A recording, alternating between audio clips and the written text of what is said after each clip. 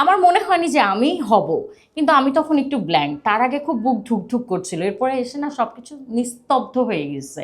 হঠাৎ করে আমার নাম বলছে, আমি এত বড় ধাক্কা খেয়েছি সেটা হয়তো দেখে বোঝা যায়নি। খুবই ড্রাস্টিক একটা চেঞ্জ, মানে একদম থাপ করে এখান থেকে এখানে।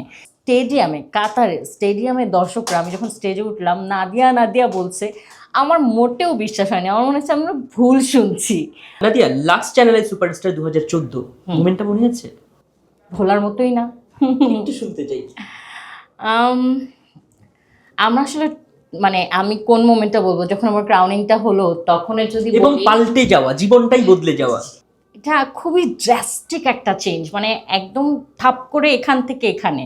মানে সিঁড়ি বেয়ে যে উঠছিলাম সেখান থেকে হঠাৎ করে মনে হলো লিফটে করে উপরে চলে গেলাম, এরকম ছিল বিষয়টা। মোমেন্টটা অবিশ্বাস্য ছিল। আমরা যে টপ 5-এ ছিলাম তার মধ্যে সবাই তো খুব কম্পিটিটিভ, মানে সবাই আহ, উপযুক্ত দেখেই টপ 5-এ আছে, সবারই সম্ভাবনা আছে ক্রাউনটা উইন করার। কিন্তু তার মধ্যেও থাকে না যে কেউ কেউ হচ্ছে, আমার জন্য মনে হয় যে আচ্ছা ঠিক আছে সে হচ্ছে আমার কম্পিটিশন বা কিছু।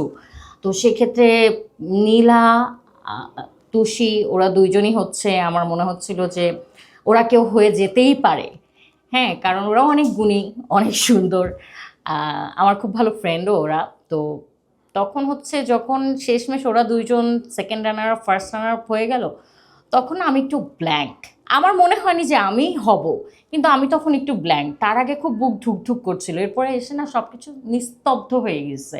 মানে আমার কানে খুব একটা নয়েজ আসতেছে না, আমার চোখের সামনে সব কিছু কেমন যেন ঝাপসা ঝাপসা। আমাকে শিখিয়ে দেওয়া যে হাসতে হবে দাঁড়িয়ে, আমি মনে হচ্ছে সেভাবেই হাসছি।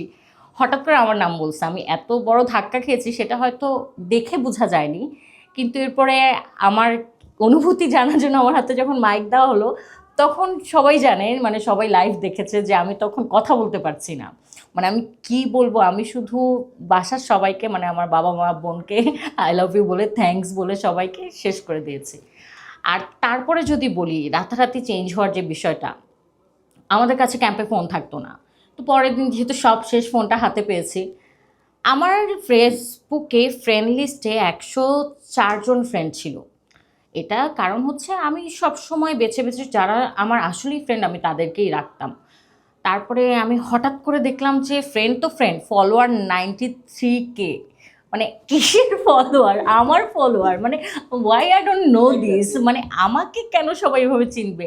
ইনফ্যাক্ট তার কিছুদিন পরেই, এটা ডিসেম্বরে ছিল, ডিসেম্বরের 9 তারিখ, তো নভেম্বরের 9 তারিখ, সরি। তো ডিসেম্বরের পরে জানুয়ারিতে, এর মাঝখানে আমি নাটকে কাজ করেছি, সেটা অন এয়ার হয়েছে, কিন্তু আমার দর্শকের সাথে তো ওভাবে ইন্টারাকশন হয়নি। তো আমরা মানে দেশের দর্শকের সাথে হয়েছে। এরপর আমরা কাতার গিয়েছিলাম আরেকটা শো এর কারণে, আরেকটা রিয়েলিটি শোর গ্র্যান্ড ফিনালে ছিল, পারফর্ম করবো তাই।